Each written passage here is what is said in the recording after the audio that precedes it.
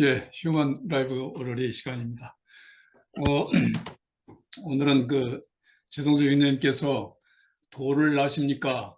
이렇게 재미있게 표현을 하셔서 저는 약간 바꿔가지고 도를 하십니까로 좀 바꿨습니다. 도 얘기 나오면 제일 먼저 증산교가 생각이 나는데요. 증산교는 저 여기 군산에서 아주 가까운 금구라고 있는데 거기에 모악산이 있고 금산사가 있거든요. 그 금산사 맞은편 쪽에 총본산 그, 그 건물이 있습니다. 동아군 혁명 때는 조그마한 아주 제삿집 비슷하게 이렇게 했던 것이 지금은 어떻게 했던지 갔다 온 분 얘기 들으니까 어마어마하게 크더라고 해요. 거기가 발상지가 여기 동학혁명의 정봉준 분이 태어난 그 고향하고 똑같습니다. 여기가 포교할 때 도를 아십니까? 그렇게 했던 것을 저도 길거리에서 많이 들은 것이 기억나는데요. 이 제목을 가지고 한참 일에 하다 보니까 너무나 어렵고 이게 그래서 이 제목을 뭘로 할까 하다가 결국에는 영성을 어떻게 수양하십니까? 라고 했는데 요것도 우리 좀 안 맞는 것 같아서 제가 요걸 놓고 밥상머리에서 집사람하고 대화를 좀 했습니다. 당신은 도를 하십니까? 그랬더니 집사람이 저한테 저를 보고 도를 닦는다고 합니다. 저를 보고. 그래서 제가 깨달았습니다. 아, 그렇구나. 그래서 저도 이제 그럼 나는 뭐 당신을 보고 도를 닦으면 되겠네. 이렇게 얘기하고 이제 했는데 그러고 보니까 저는 이제 집사람은 저의 못된 것을 보고 도를 닦고 저는 집사람의 좋은 것을 보고 도를 닦고 있어요.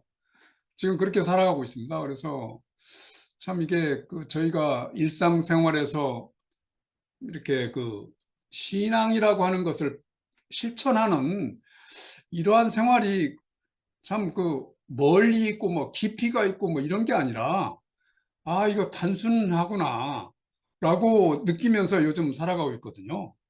그래서 제가 지금 이제 하던 일을 전부 다 접고 이제 집에서 아주 편안히 쉬고 있는데 그러면 앞으로 내가 신앙인으로서 뭘 할까? 그래서 한 가지 얻은 게 있는데 제 고향을 만약 외부에서 누가 오시면 지금까지 제 고향에 대해서 아는 게 하나도 없더라고요. 그래서 이제 고향 주변에 역사적인 가치가 있는 그곳을 이렇게 하면서 요즘 유튜브나 구글을 검색하면서 정리를 하고 있습니다. 이제 이것을 앞으로 우리 아들남의 신앙관과 합해서 가족 모임이 있다든가 친구 모임이 있으면 같이 참 재미있게 이야기거리로 한번 서로 나눴으면 좋겠다. 이런 꿈을 가지고 있는데 이것도 하나의 저의 도를 앞으로 뭐 수양한다라고 하면은 뭐 그것이 되지 않을까요? 오늘은 이러한 소소한 자기 주변에서 일어나는 우리 신앙생활에 나타나는 내가 가야 하는 길을 아주 어떻게 할까라고 고민을 조금이라도 해보신 분이 있다면 오늘 그것을 소개하고 아니면 하다가 내가 이걸 실패했는데 이제 그런 걸 이렇게 지금 고쳐보고 있다. 뭐 그런 실패담이나 이런 것을 좀 나누어 봤으면 좋겠어요. 우선 이 도를 아십니까? 말씀을 꺼내주신 우리 지성수 형제님께서 먼저 좀 에피소드나 아니면 거기에 관련된 말씀을 좀 해주시면서 좀 다른 분들은 이 마음을 좀 가다 삼으셨으면 좋겠습니다. 도를 아십니까? 정말 시작부터 은혜를 받았습니다. 응?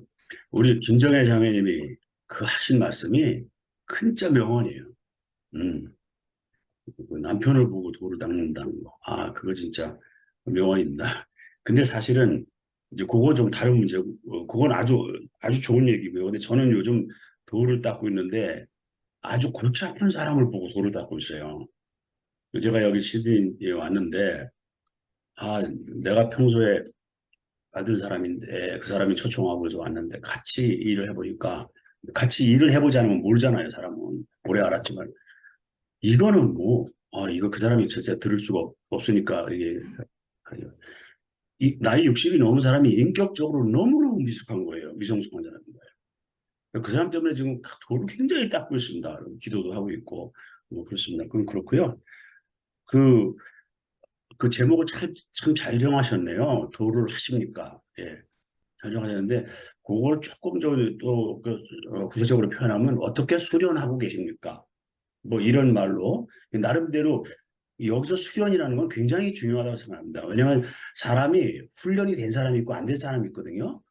그래서 그 소위 디스플린이라고 그러죠.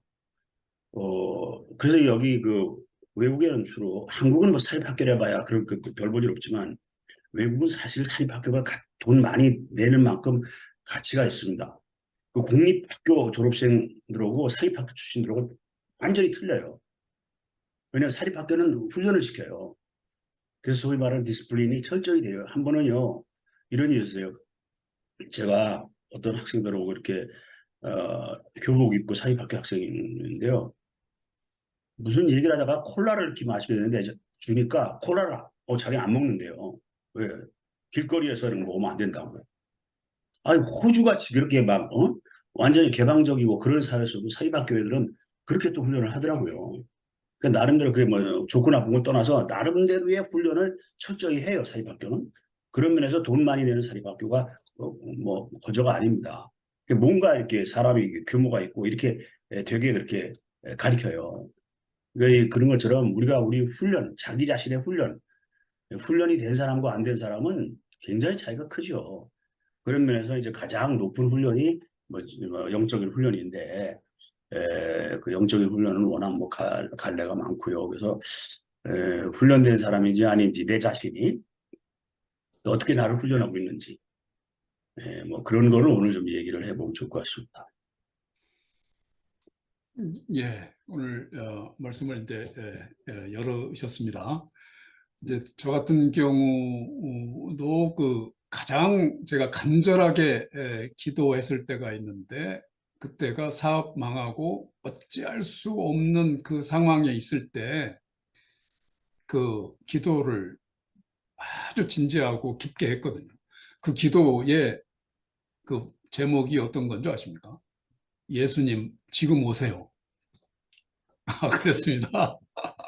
이 참 지금 생각하면 그렇게 무책임한 말을 내가 했구나라고 굉장히 아주 후회를 하고 그때의 미성숙했던 그렇게 저는 신앙심이 깊은 걸로 알고 있었었는데 지금 생각해 보니까 너무나 어린아이와 같은 그런 내 위주의 그런 신앙생활을 했구나라고 지금 굉장히 후회를 하고 지금도 생각하면 창피하고 그런데 여러분들은 좀 그런 기억이 없으신지 모르겠네요.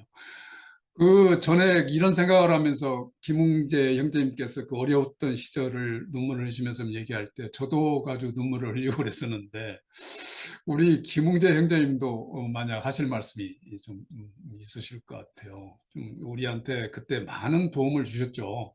진솔하게 그렇게 말씀을 하셔가지고 오늘 말씀 가능하신지 모르겠네요. 제 심정하고 똑같은 것 같아서 김웅재 형제님, 안, 안 들으신가요? 예, 그러면 김웅재 형제님 이 다음에 화장실 가신 모양이에요. 예, 그러시면은 그 우리 박정석 자매님 금방 좀 마이크 켜주셨나요? 예, 말씀해 주시죠. 목소리 안 나옵니다. 박정석 자매님 마이크 키시고. 아, 제가 김웅재 형제님 자리 비었다는 말 하려고 마이크 켰는데 그러셨구나. 예. 그냥 저절로 당첨이 됐네요. 예, 그냥 하겠습니다. 어, 제가 이제 어, 일주일에 한 번씩 만나는 이제 나눔 모임이 있어요. 성경 묵상 나눔 모임이 있어요. 근데 거기서 근데 이제 맨날 일주일에 한 번씩 이렇게 대면으로 만났었는데 이 코로나 온 이후에 이렇게 줌으로 지금 만나고 있거든요. 근데 이제 요새 이제 코로나가 좀 풀리면서 오프라인과 온라인을 겸하면서 모임을 하고 있어요. 그 중에 한 명이 얼마 전에 이 다리 발목 인대를 다쳐서 이제 여기 기부스를 했어요. 네, 기부스를 했는데 기부스를 했다고 이제 온라인 모임에서 한번 얘기를 했어요. 그래서 이제 그 주중에 이제 그 다음 모임은 어떻게 할까 하면서 이제 그 만나기 전날 이렇게 얘기해서 이제 누가 이제 온라인으로 만날까요? 오프라인으로 만날까요? 그런데 이제 오프라인으로 만나자고 이제 제가 그랬어요. 이제 너무 가끔 온라인 만나고 온라인으로만 만나니까 또 그 느낌이 다르더라고요. 그래서 오프라인으로 만나자고 그랬는데, 근데 뭐 그 다리 다친 사람은 아무 소리가 없더라고요. 거기는 답들도 잘 달고 이러는 사람들인데 그런 말이 없더라고요. 그래서 그런가 보다. 그러고 이제 또 한 사람이 이제 코로나 후유증으로 요새 이제 많이 머리가 아프니 자기가 아프다 사정을 얘기해서 그러면 우리가 온라인으로 만나자 이렇게 해서 이제 온라인으로 모임을 하게 됐어요.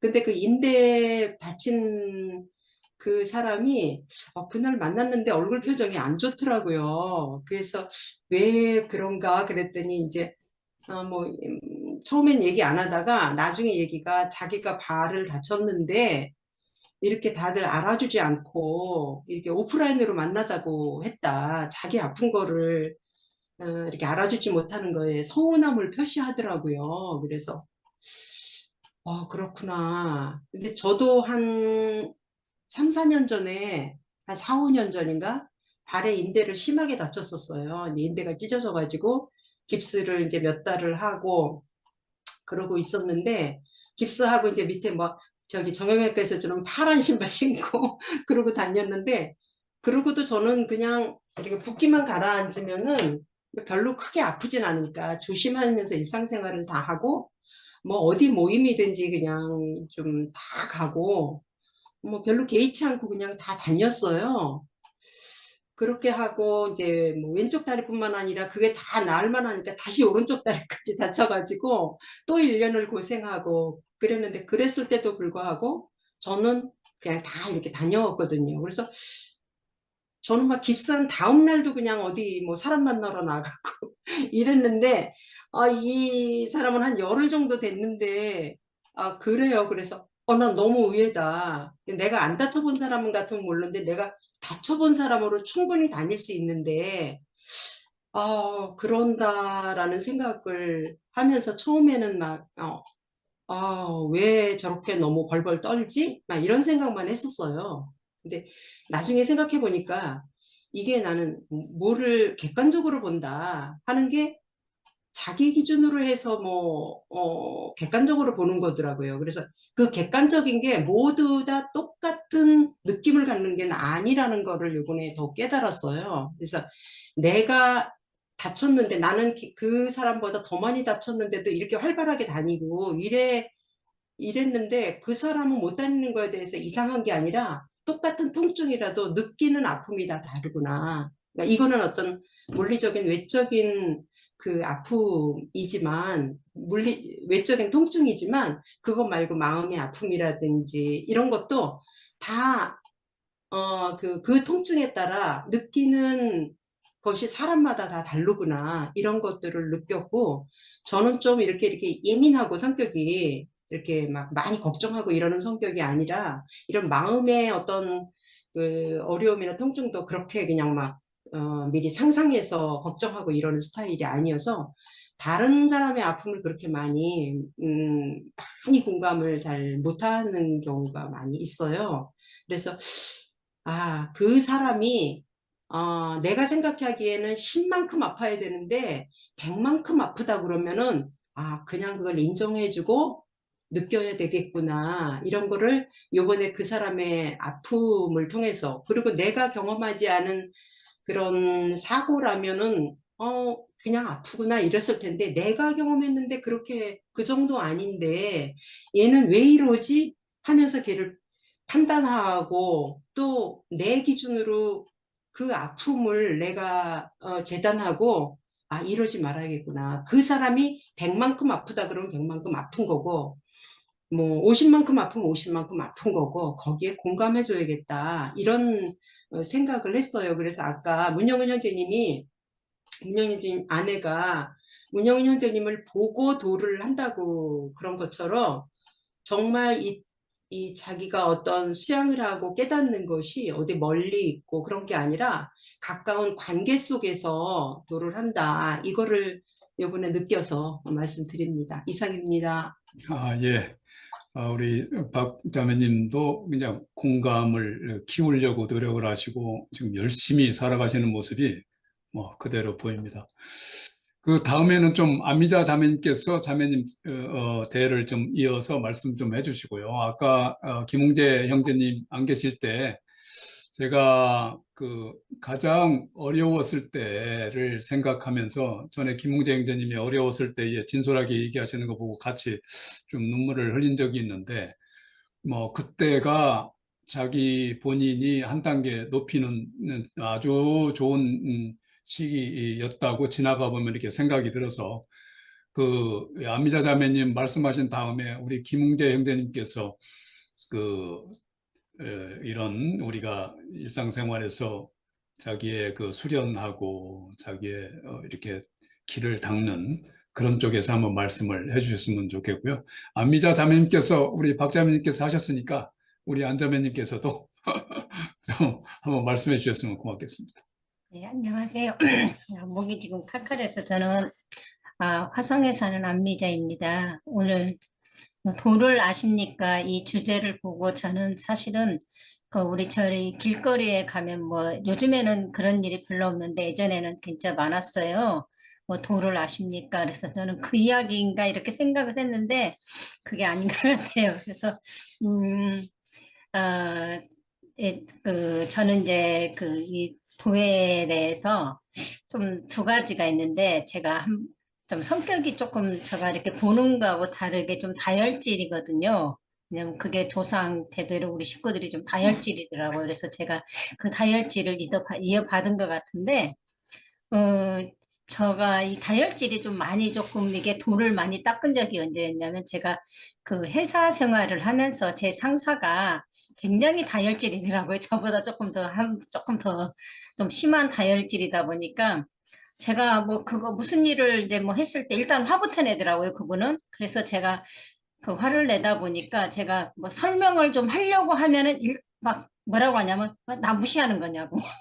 왜 내 눈 똑바로 쳐다보냐고 말도 안 되게 막 이렇게 계속 엉뚱한 말을 하다 보니까 제가 한 4년에서 5년 정도 그분하고 같이 근무를 하면서 제가 좀 많이 좀 의기소침해지기도 했지만 제가 이렇게 사실은 가끔은 그분 때문에 성격이 많이 좀 바뀌었어요. 일단 좀 다혈질이 조금 좀 더 누그러뜨린 것 같고 많이 좀 어, 그냥 참았던 것 같고요.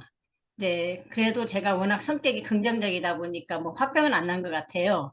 근데 아니 이번에 또 제가 지금 이제 한 3년 정도 이제 제가 이제 발령이 나서 제 밑에 팀장하고 같이 근무를 하는데 이 팀장이 또 남자거든요. 젊은 남자인데 저랑 다 맞아요. 사실은 전부 다 맞는데 이분은 또 특징이 뭐냐면 약간 좀 깐족거려요.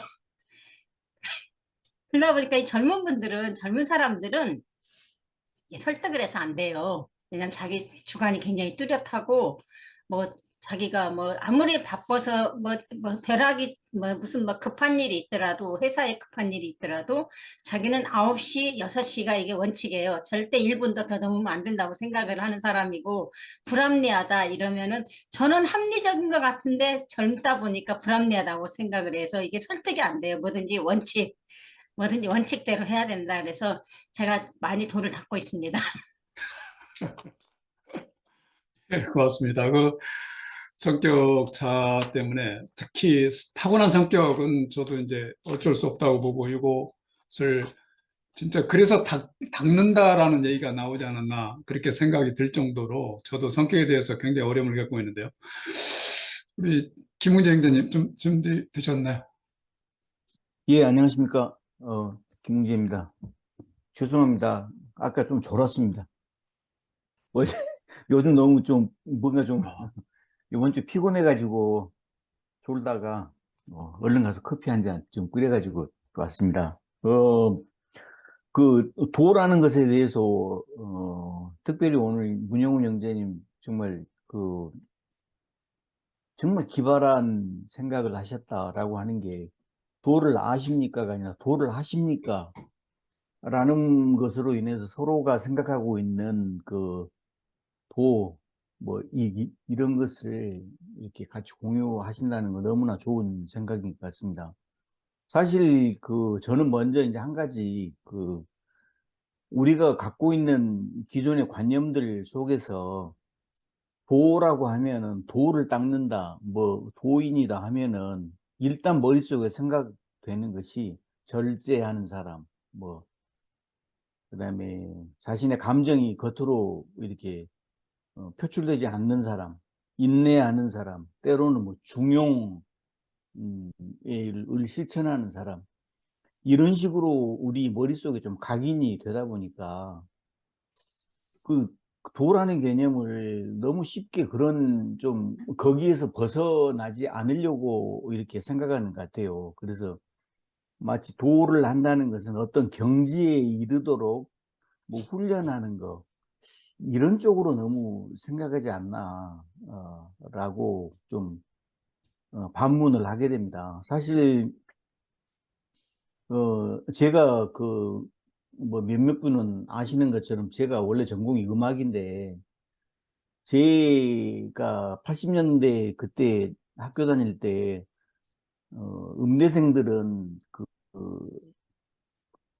이제 머릿속이 비었다고 골빈당이라고 그렇게 불렸거든요.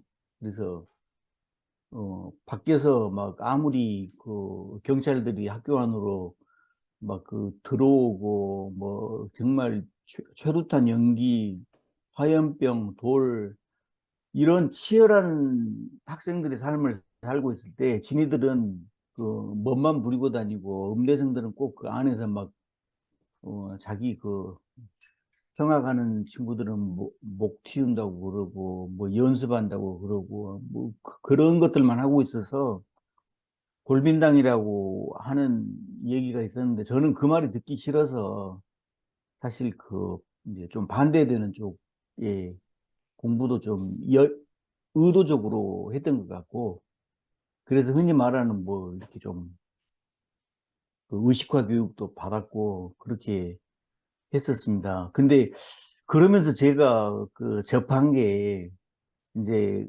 인문학 중에서도 동양 사상 같은 걸 많이 좀 접하게 됐습니다.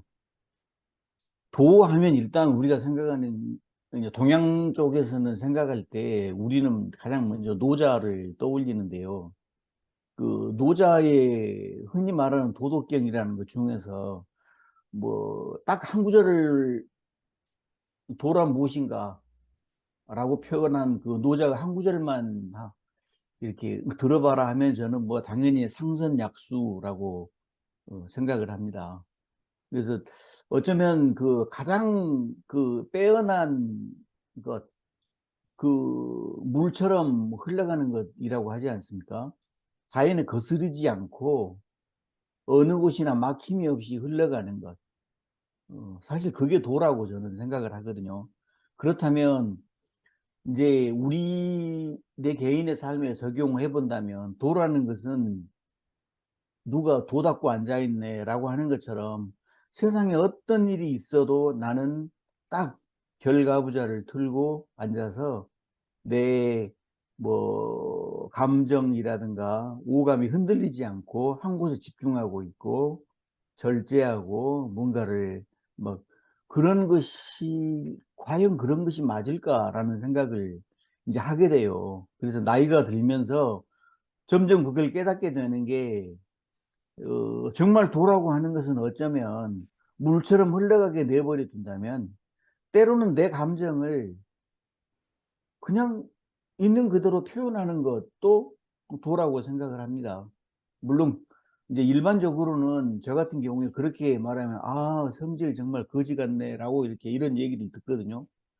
저희 집에서 주로 듣는 소리입니다. 저희 가족들한테 그런 얘기가 정말 성질, 저놈의 성질, 이런 얘기를 듣는데 솔직히 저는 어떤 수행이라든가 수련해서 도에 가까이 간다라고 하는 것은 어쩌면 정말 그 내 자신을 그냥 흐르는 물처럼 내버려 두어도 그냥 흘러가게 내버려 두어도 전혀 막힘이 없이 낮은 곳을 향해서 자연스럽게 흘러가는 것. 때로는 내 앞에 어떤 장애물이 있다면 계속 그걸 어, 결국 그 물 앞에 이기는 장사는 없지 않습니까? 아무리 단단하게 쌓아놓은 둑이나 담도 뚫리게 되어 있고 커다란 바위 같은 것도 깎이게 마련입니다. 이제 세월이 물론 지나도록 기다려야 할 텐데요. 저는 그것이 어쩌면 내가 도를 하는 길이라고 생각하고 뭐 제가 스승으로 모시고 있는 예수님도 화나면 바리새인들한테 야 이 개새끼들하고 화도 내셨고 배고픔을 표현하기도 하셨고 또 때로 정말로 마음이 답답하고 힘드실 때는 내가 죽을 것 같다. 나 정말 죽겠다. 라고 말씀도 하셨고 뭐 이런 것들 일상 속에서 정말 뭔가를 인위적으로 내 자신을 깎고 어떻게 해서 남들이 정해놓은 기준에 내 자신을 그렇게 보이게 맞춰가는 게 아니라 내 생긴 그대로를 내보이면서 물처럼 흘러갈 때 그러나 그 속에서 진심을 보인다면 그게 과연 도가 아닐까 이렇게 생각합니다. 감사합니다. 아, 예, 말씀 잘 들었습니다. 참 공감이 참 가는데요. 지금 저는 이제 이 나이가 되다 보니까 제가 할 수 있는 거 없는 것을 대충 그려집니다. 그래서 할 수 있는 것을 내가 뭘까라고 지금 계속 고민하면서 마지막 그 10년 아니면 20년 이렇게 지금 하고 있는데 아, 예, 말씀 고맙습니다. 이제 아둘람의 신부님이 두 분 계신데 이렇게 다음에 눈치를 채셨는데 임원 형제님께서 먼저 이렇게 말씀을 하시고 다음에 우리 아둘람 신부님 김경일 신부님께서 말씀해 주시겠습니다. 임원 형제님. 제가 아까 카톡방에다가 영성이란 게 별게 아니다, 라는 말씀을 드리면서 일상의 영성을 이렇게 주장을 했는데요. 저는 성경을 보면 대비되는 두 가지 영성이 소개가 되는데 이게 세례 요한의 영성과 예수의 영성인 것 같아요. 우리가 생각하는 그 도인의 모습을 하고 있는 세례 요한의 영성은 참 훌륭하잖아요. 그 약대 털옷을 입고 그다음에 이제 메뚜기와 석청을 먹으면서 나는 자연인이다의 그 모습을 보이면서 그 현실의 부조리와 부정직한 생산물들 이런 걸 거부하잖아요. 세례자 요한이. 근데 예수는 조금 다른 영성을 보이잖아요. 요한은 먹지도 마시지도 않지만 나는 먹고 마시는 것을 탐하는 사람이다라고 이야기하면서 우리에게 영성이란 무엇인가에 대해서 시사하는 바가 저는 있다고 생각을 해요.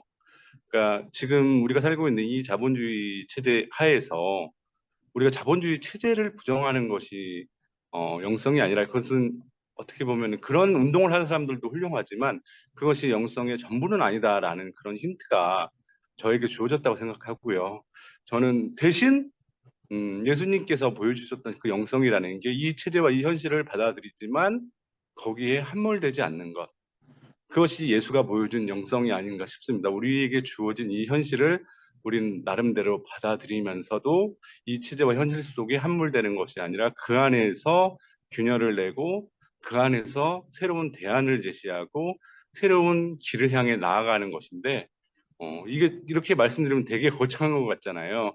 근데 저는 그런 것이 무엇인가라고 했을 때 우리가 어떤 대안 세력이 되고 어떤 새로운 희망을 제시한다라는 게 뭐 거창한 운동을 통해서 이루어지는 것이 아니라 우리 삶 속에 있는 작은 일상 속에서 이루어진다고 생각하는데 그 구체적인 예를 들어보자면 저는 그 예전에 박근혜 정부 시절에 국정농단이 있었을 때 태블릿 PC를 제공했던 사람이 누구였냐? 그분은 경비 아저씨였어요. 그 경비 아저씨가 열심히 이 사회와 그다음에 이제 언론, 그다음에 정치 구조 현황 이런 것들에 관심을 가지면서 어, 나름대로 마음의 준비가 되어 있었던 것 같아요. 그분이 그런 세상에 관심을 가지고 어, 나름대로 의식을 가지고 하루하루를 살아가다 보니까 어, 그 국정농단 사건의 결정적인 계기가 될 수 있는 태블릿 PC가 그 경비원 아저씨가 근무하고 있는 그 빌딩에서 그 사건이 일어난 거예요. 그러다 보니까 그 아저씨가 어떤 기자들한테도 그 태블릿 PC를 제공하지 않고 JTBC 기자, 그때 당시 나름 의식 있는 활동을 하고 있는 그 기자에게 그걸 제시했거든요.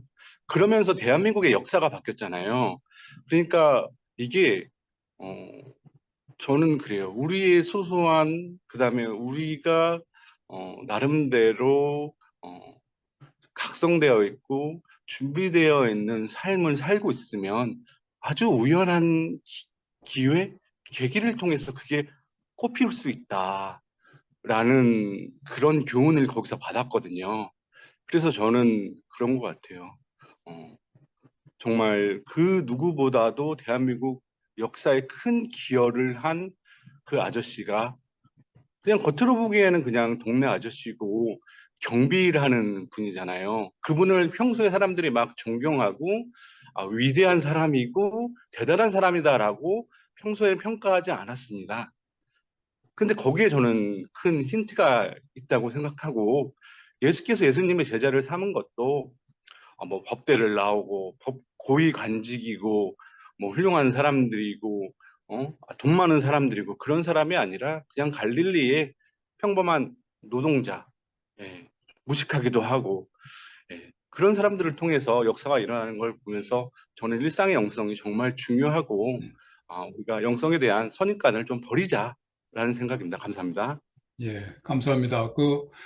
이 임원 형제님의 말씀을 좀 들으니까, 어느 목사님인가 내 이름은 생각하지 않는데, 외국 유학에서 그 신학을 정리하고 공부를 오래 하시고 귀국을 해서 뭔가 그쪽에 일을 하시려고 했는데, 그 전태일 사건이 터졌나 봐요. 그 사건을 보고 내가 지금까지 공부한 게 전부 다 요 전태일 이 열사, 이 사람보다도 내 못했구나 하고 자기가 공부했던 걸 전부 다 집어 던지고 그 일을 했다는 그분, 네, 목사님 성함이 기억이 안 나나요? 이 얘기가 좀 생각이 납니다. 예, 고맙습니다. 다음에 이어서 아둘람, 김경희 신부님께서 좀 말씀 좀 해주시죠. 네, 저는 뭐 이제 부산 사람이지만은 이제 전라도에서만 한 20년 넘게 살고 있는데, 광주에 제가 한 17년을 있어요. 주교님 바뀔 때마다 광주에 좀 있게 해달라고, 제가 원래 주교한테는 원래 부탁을 안 하는 사람인데 그거 하나만 그분들 부탁을 했는데, 전라도 이 광주가 굉장히 또 역동적이에요. 근데 제가 여기서 이제 뭐 전도에는 뭐 그렇게 열정을 내지는 않은 것 같고,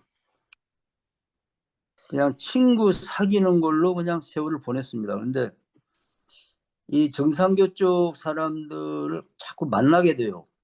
왜냐하면은 이분들이 이제 그 일종의 단체 생활을 하더라고요. 그리고 노동을 엄청 빡세게 하는데 생활비는 뭐 30만 원을 받는다든가. 그러니까 그 나오면은 정말 갈 데가 없는 그런 사람 처지가 되어 있어요. 거의 다. 재산은 벌써 다 갖다 바쳤고, 그리고 뭐 밤낮 이제 전도할 때도 보면 조상 잘못이라 그 좀 통일교하고 비슷하더라고요. 조상을 뭐 잘 모셔야 된다. 근데 하여튼 그분들의 그 아픔이란 건 이루 말할 수가 없어요. 뭐 하여튼 못 나가게 족쇄가 아주 겹겹이 이렇게 채워져 있고, 그런 거를 볼 때 길에서 그 아이들 청년들이 저보고 도를 아십니까 이렇게 물어보고 이러면 저는 그때 그냥 야 젊은 친구야, 그거 좀 일을 해야지. 너 이 시간에 어디 돌아다니냐? 제가 이제 늘 그렇게 얘기를 했었어요.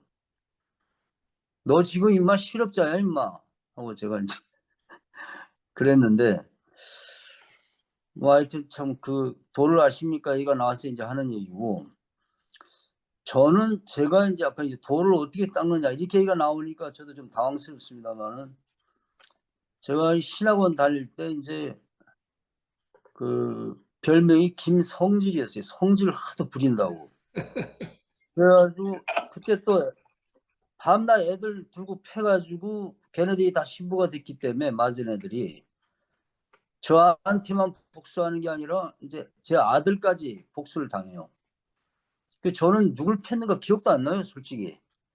근데 이제 내가 이게 나이가 많고 이제 늙으니까 지금 와서 이제 그때 형님이 자기를 때렸다서 야 너는 내가 봤을 때 성공회에서 성자로 불림받을 만한 친구인데 내가 너를 왜 때렸냐 그러니까 이제 그때 상황을 얘기해 주는데 저는 기억이 안 나는데 그 김성질이라 부르는 이유를 알겠더라고요.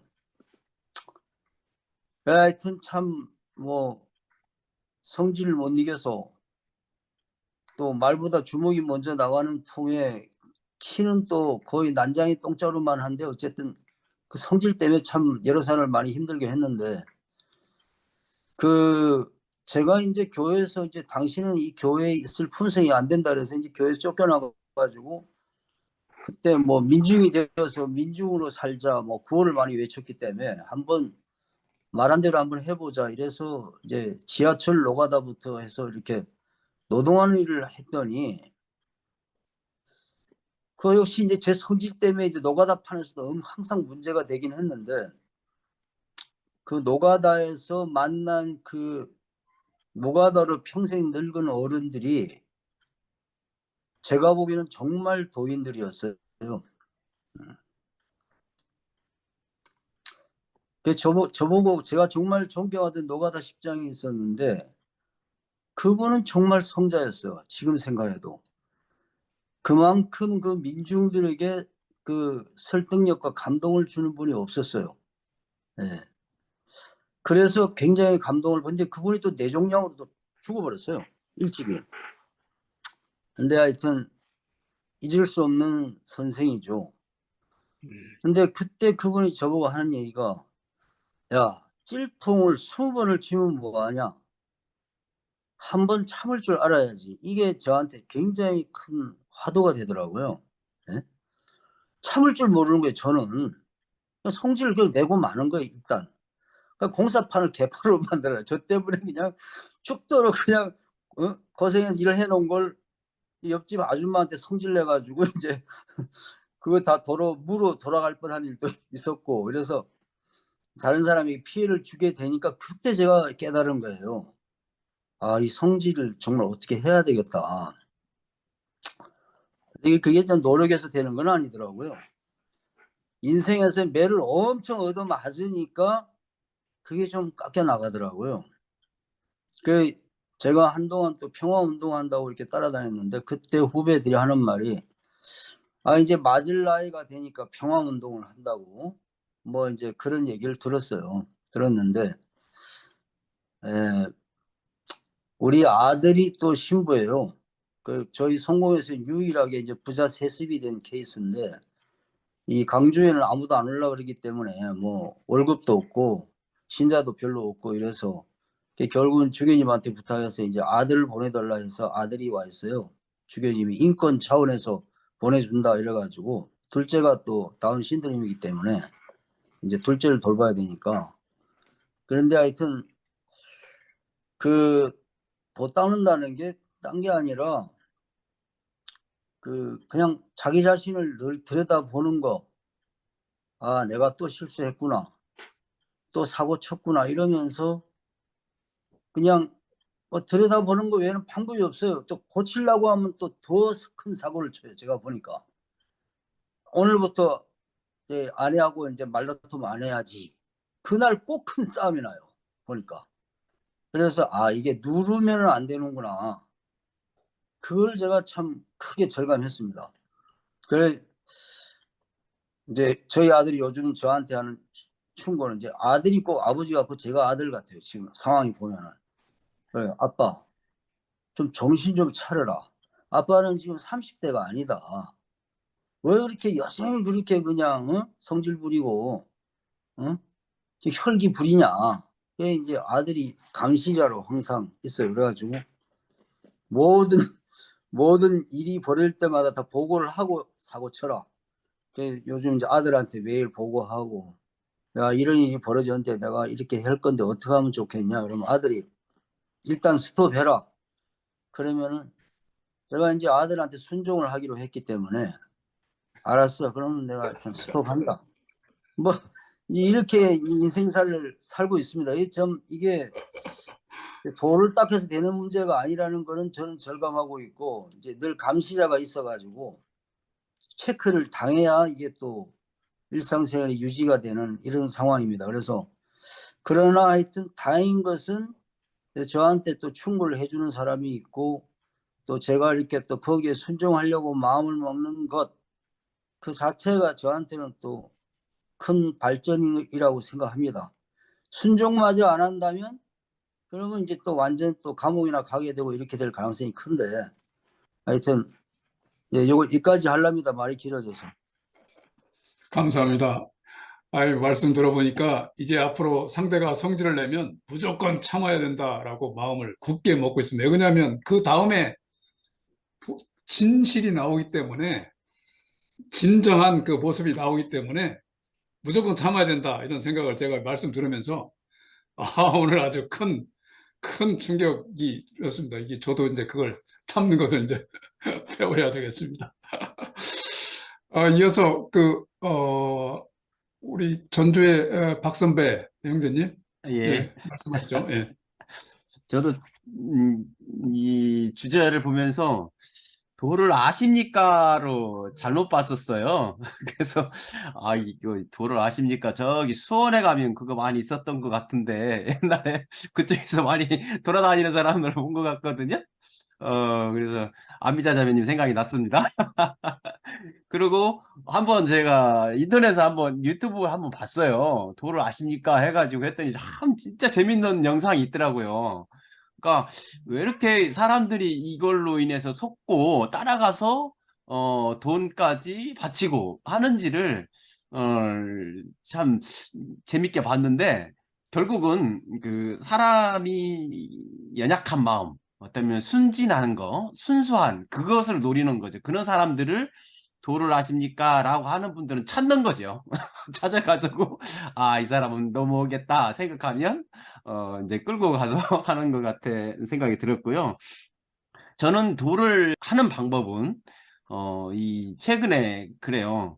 책을 읽으면서 한 구절이에요. 딱 한 구절이 저한테 도전을 주고 이걸 확인해 봐야 되겠다, 이런 생각이 되게 됐었거든요. 그래서 다음 주에 하게 될 우리 신을 위한 변론 있잖아요. 신의 변론, 거기에 보면 읽다 보니까 이런 구절이 있어요. 딱 두 구절인데, 바울과 복음서 기자들 모두 예수를 신의 아들로 부르고는 있지만 예수를 신이라고 주장하진 않았다. 딱 이 말이거든요. 만약 예수가 신이라는 말에 아마 펄쩍 뛰었을 것이다. 그들은 그렇게 펄쩍 뛰었을 것이다. 이런 말을 들으면서 뭐 펄쩍이라는 말을 어쩌면 기가 막히게 제가 캐치를 했었고, 여태까지 내가 예수님을 신으로 믿고 따르고 있지 않았냐, 삼위일체 하나로서 했었는데 왜 이 엉뚱한 소리를 하고 있을까? 나는 이게 이제 제가 도전이 됐었거든요. 이제 그래서 찾아봤어요. 찾아온 비슷한 책에 그 예수는 어떻게 신이 되었는가, 이런 책이 있거든요. 바트만의 쓴 책인데, 그 책을 또 한번 이제 읽어보게 되고 생각을 해보게 되고, 이제 이것이 지난주죠. 지난주가 제게 도전해오는 도를 닦는 것이 아니었는가. 그래서 이 책이 하나의 그 딱 건진 말이죠. 이 펄쩍 뛰었을 것이다는 이런 하나의 구절이 내 삶에서 이게 이게 많은 돈을 수양을 하게 만드는 그런 것이었다. 그런 생각에서 다음 주가 기대가 됩니다. 야, 이상입니다. 예, 감사합니다. 그, 저도 그 예수님을 완전히 신으로 아니면 인간으로 보느냐, 그것이 어느 쪽으로 치우치냐에 따라서 믿음에 대한 경향이, 믿음에 대한 색깔이 완전히 달라지는 걸 저도 그렇게 판단을 하거든요. 오늘 좋은 말씀 감사합니다. 이어서 그 최재구 형제님 말씀하시죠. 네, 오늘 이제 사실은 우리가 도 하면은 뭐 축지법을 쓰고 선호공 같이 그냥 그 여의봉을 뭐 휘두르고 하는 그 뭐 홍길동 같은 거 뭐 이런 것이 사실은 이제 옛날에는 우리가 그런 생각들을 많이 해왔었잖아요. 그런데 이제 우리 그 기독교인들은 그 이제 도를 깨우쳐 가는 그런 과정이라고 하는 게 결국은 그 말씀을 깨우쳐가고 그 말씀 가운데서 자기 자신을 찾으면서 또 자기 자신을 관리할 방법을 찾고 또 자기의 미래를 개척해 나가는 그런 이제 방편이 이제 우리 이제 기독교에서 이야기하는 신앙인들이 이야기하는 도의 길이 아닌가 그런 생각을 합니다. 그런 면에서 이제 저의 이제 지난 과거의 그 한 과정을 한번 소개를 해드리면은 내가 1990년도에 기술사 시험을 이제 준비를 했어요. 그러면 이제 기술사 시험이 뭐가 있냐면 이제 화학공학에서는 이제 화학 공장 설계, 뭐 화학 장치 설계 이제 여러 가지가 있는데 그때 당시에는 이제 기술사가 기술자에서는 이제 최고봉이고 또 모든 기술자들의 이제 그 하나의 뭐랄까 이제 목표고 또 이제 굉장히 또 이제 사람도 적기 때문에 우대도 받고 하는 이제 그런 자격증이었는데 그 시험을 이제 준비를 하면서 이제 새벽 기도를 시작한 거예요. 새벽 기도를. 그 새벽 기도를 시작을 하면서 정말로 이제 얼마나 열심히 그 새벽 기도하면서 이제 기도사 시험에 합격할 수 있도록 해달라고 이제 그렇게 기도를 했습니다. 뭐 사실은 그것이 이제 어떻게 보면 어떤 의미에서는 이제 도를 찾아가는 과정일 수도 있고 하는데 해서 이제 결국 90년도에는 이제 합격을 했고 필기 시험을 합격을 했고 필기 시험을 이제 그 먼저 보고 그 다음에 면접 시험을 봐요. 그래서 필기 시험을 합격을 했는데 그 나중에 이제 뭡니까 이제 면접 시험은 2번을 줘요. 그래 그 해에 면접 시험을 보는데 면접 시험은 이제 떨어져 첫 1차 면접 시험은 떨어졌어요. 떨어지니까 이제 얼마나 낙심이 됐겠습니까? 또 그러면은 그 과정을 이기려면 또 어떻게 해야 돼요? 결국은 그때 당시는 이제 그 신앙인이니까 그걸 신앙으로 극복할 수밖에 없잖아요. 그래서 이게 도가 예, 정말로 성경에서 주는 그런 이길 수 있는 그런 말씀이 없다 그러면은 그런 걸 이겨나기가 참 힘들죠. 그래서 이제 결국은 또 그 다음에 91년도에 4월인가 이제 면접시험을 2차 면접시험을 보는데 그때 이제 이제 그때는 다행히 합격을 했습니다. 합격을 해가지고 사실은 이제 그 화학 공장 설계 기술사라고 하는 그 기술사 자격증에 여러분들은 아마 감이 안 오실 거예요. 감이 안 오실 겁니다. 그때 당시에는 그 기술사 자격증이 있어야만이 삼성 엔지니어링, 현대 엔지니어링 이런 종합 엔지니어링 용어 회사들이 그런 사업 면허를 딸 수가 있는 반드시 필요한 필수 자격증이었어요. 그렇게 했었는데 이제 그런 과정 속에서 결국 지금 말씀하시는 그런 과정 가운데서 그 도를 통해서 그런 것을 이겨내면서 이겨냈지 않은가 이제 그런 생각을 하고요. 사실 여기도 지금 주식 투자하시는 분들이 있을 겁니다. 있으리라 믿습니다. 아마 자기 자신을 다스리고 자기 자신을 이겨내가는 그 과정은 주식 투자를 안 해보신 분들은 절대로 이해를 하지 못하실 거예요. 나도 이제 좀 주식을 투자하고 합니다만은 윤석열이 그냥 대통령 되고 나서 막 주식이 그냥 막 팍팍팍팍 떨어질 때 그때 그 과정이 어떻게 했어요? 생각 한번 해보세요. 그냥 내 돈 막막막 날아가는데 그러면 주식 투자하는 사람들이 내가 보기에는 아마 대한민국에서 제일 으뜸가는 도사들일 겁니다, 아마. 그런 측면에서 오늘 그 이제 도에 관해서 이제 제 의견을 한번 말씀을 드립니다. 예, 고맙습니다. 예. 예, 감사합니다. 그렇게 경험을 통해서 오늘 이제 신앙으로 극복한 그런 경험을 좀 말씀하시는데, 저 같은 경우는 옛날에 하늘은, 뭐죠? 도, 도움을, 스스로 돕는 자를 돕는다. 예. 돕는다라는 말을 전 싫어했었거든요. 근데 지금 아주 좋아합니다.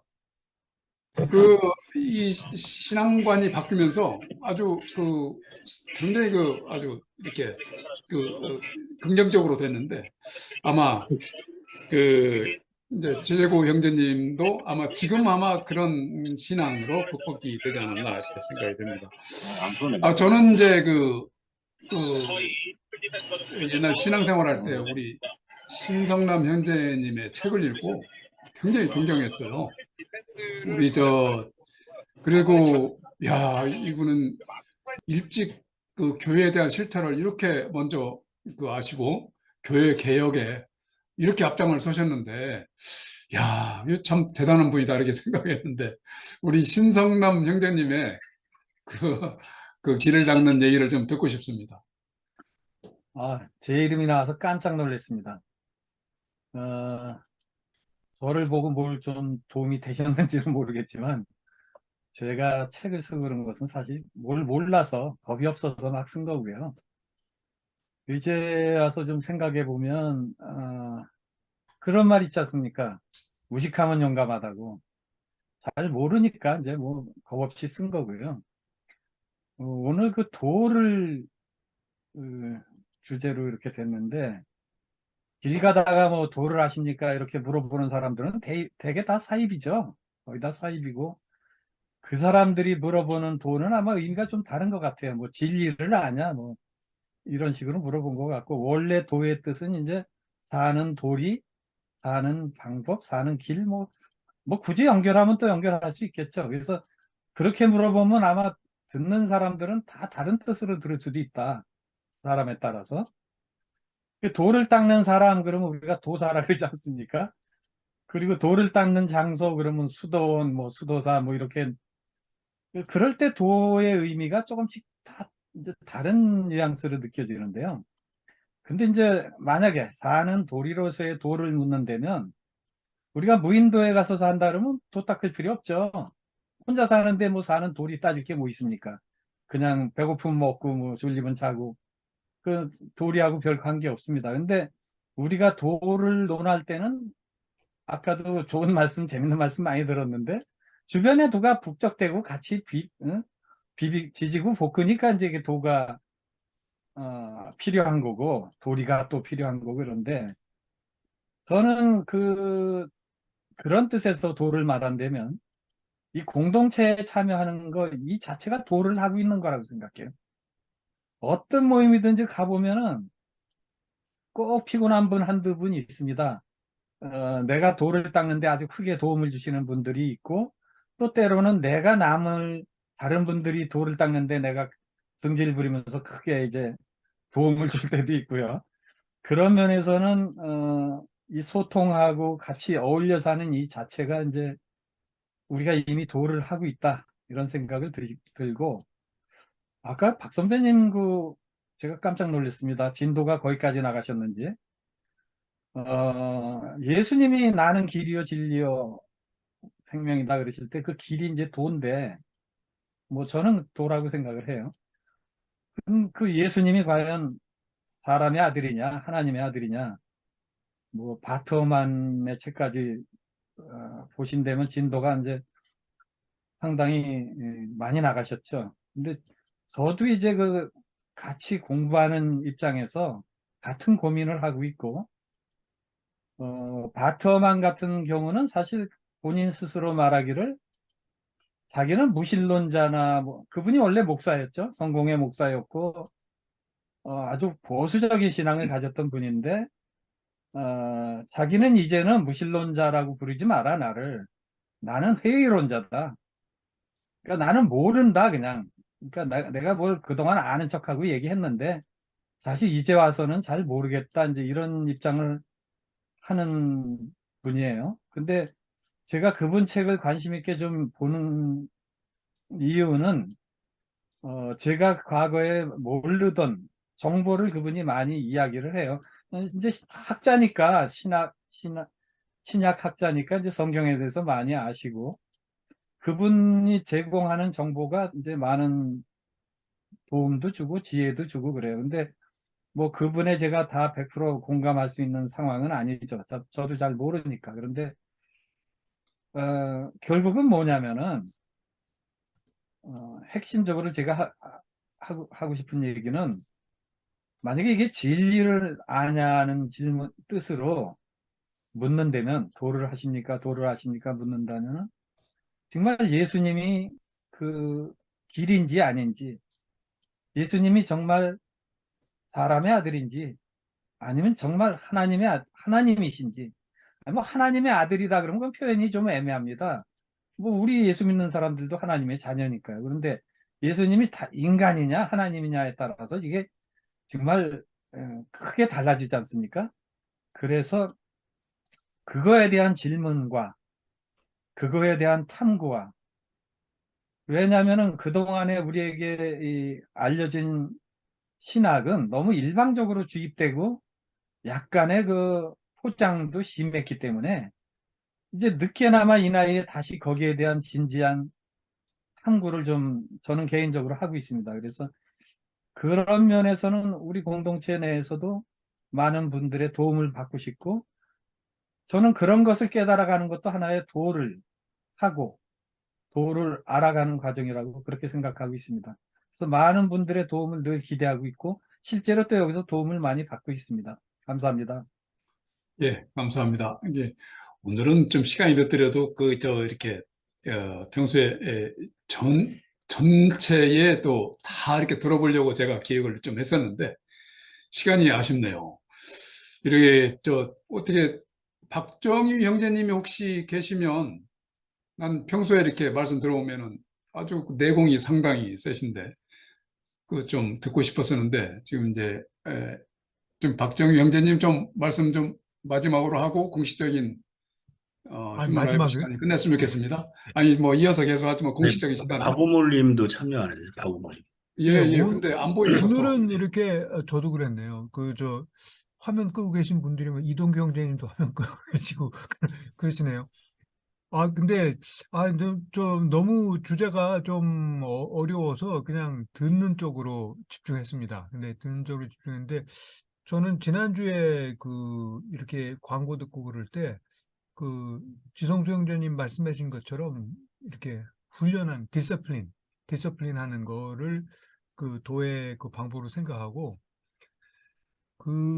그냥 뭐 그런 걸 일상생활에서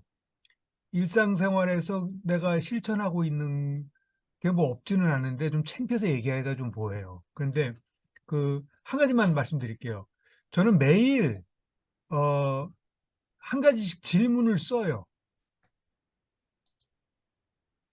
질문을. 그러니까 우리가 좀 그러니까 뭐를 하더라도 무슨 생각을 하든 계획을 하든 질문에서 출발한다고 생각이 들어서, 매일같이 한 가지 질문을 이렇게 머릿속에 생각했다가 그걸 기록하는 그런 걸 합니다. 그래서 근데 그게 답은 없는데 질문을 쓰기는 써요.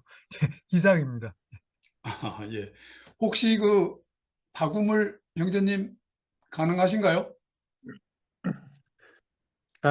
오늘까지는 그냥 좀 들을게요. 예, 그러면 예. 공식적인 시간